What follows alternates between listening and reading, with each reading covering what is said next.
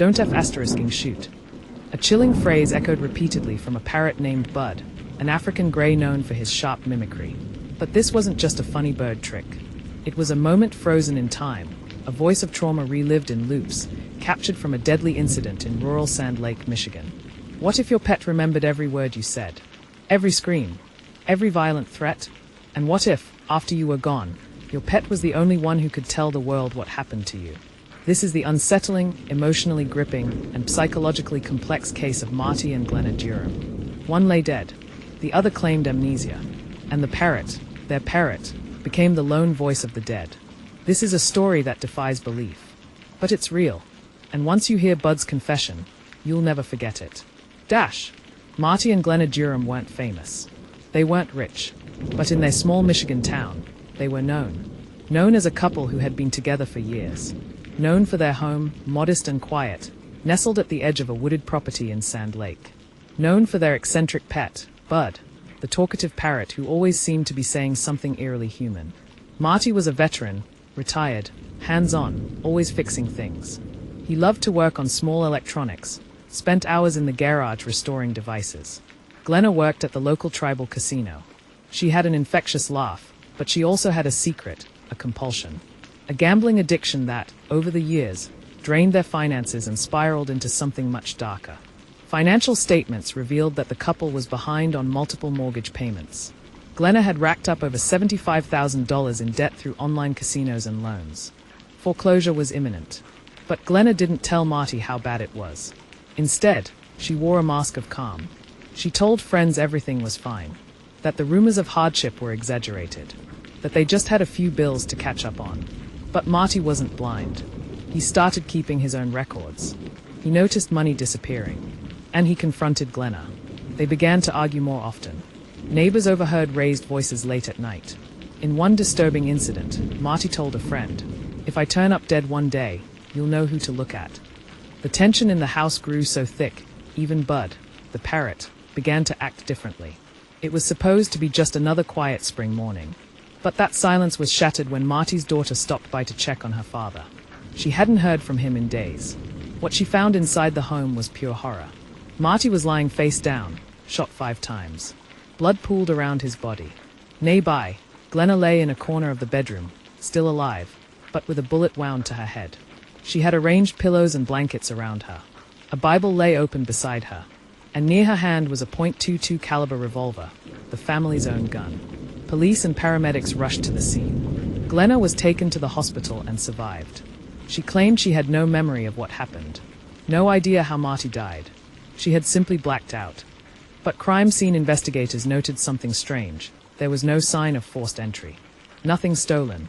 And the gun's trajectory, along with Glenna's wound, pointed toward a self-inflicted shot fired in hesitation, not intention. Then detectives found something even stranger. 3 suicide notes. All handwritten by Glenna. All addressed to her children and close family. All written before the shootings. And not one mentioned Marty. Why would a woman writing goodbye notes fail to mention her husband? Unless she had already decided he wouldn't be around by the time the notes were read. After the murder, Bud was rehomed with Marty's ex-wife, Christina Keller. She had cared for Bud in the past and knew the bird well. But within days of Bud being in her home, she began to notice something deeply disturbing. The bird kept repeating phrases. Not cute ones. Not fun ones. Not the usual banter he was known for. Don't F***ing shoot. Get out. Get out now. No, Glenna, no. The tone in his voice, eerily human. Eerily Marty. He would argue with himself, switching tones, higher, lower, taking on 2 roles. It wasn't random. It sounded like an actual argument. A reenactment. Animal behaviorists later noted that African greys can hold hundreds of phrases in memory and mimic tone, emotion, even the tension in a human's voice. Christina began recording Bud. She played the recordings for police. One detective described it as the most unsettling thing I've ever heard. Bud wasn't just mimicking words. He was reliving trauma.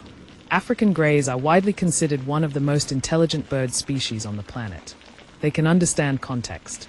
They develop deep emotional bonds with owners. And they are acutely sensitive to changes in tone, atmosphere, and behavior. When Marty was shot, Bud was just feet away, trapped in his cage. Now, Experts believe Bud was experiencing PTSD.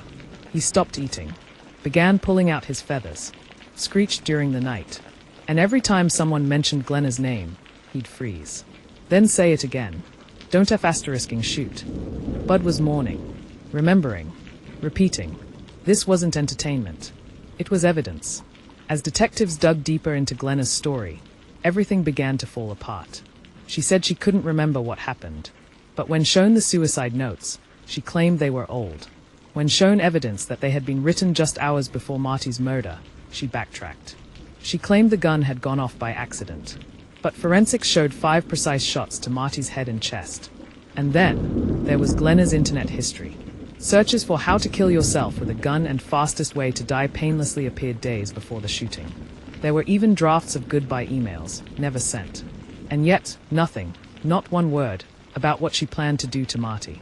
Investigators concluded Glenna wanted to end her life. But first, she wanted to eliminate what she saw as an obstacle, her husband. Whether out of rage, desperation, or twisted justification, she had planned it. But she hadn't planned on a witness. A winged, feathered, talking witness. In 2017, prosecutors brought charges of first-degree murder against Glenna Durham. The courtroom buzzed with an unusual question. Could a parrot solve a murder? The judge ruled that Bud's recordings could not be entered as official evidence. There was simply no precedence for animal testimony. But prosecutors used the recordings in interviews and media appearances to sway public opinion and illustrate the emotional landscape of the home. Glenna's defense team claimed she was mentally unwell, that she had no memory, that she had loved Marty. But her lies had already unraveled, and the jury didn't buy it. After less than a day of deliberation, they returned a verdict, guilty. Glenna Durham was sentenced to life in prison without the possibility of parole. Bud now lives with Christina Keller in a quiet home, far from the chaos he once knew. But he still repeats that phrase. And every time he does, Christina remembers Marty. His final words, as relayed by the only witness left. Bud became a national sensation, appearing on news networks, in documentaries, and across social media. But behind the fame was trauma. His screeches are not just mimicry. They are echoes of a home filled with fear, betrayal, and violence. Experts have since pushed for changes in the legal system. Can animals help solve crimes? Should behavioral patterns in intelligent pets be taken seriously as circumstantial evidence? In some states, pilot programs are underway to train veterinarians and animal behaviorists to contribute to forensic investigations. Bud didn't just speak for Marty. He spoke for every silent victim whose final moments go unwitnessed. Do you believe Bud should have been allowed to testify, if only through recordings? Should animals be considered credible behavioral witnesses in domestic violence and murder cases? Let us know your thoughts in the comments. If this case shook you, give us a like and subscribe for more true crime stories that push the boundaries of what's possible. At True Crime Hub, we uncover the truths others overlook.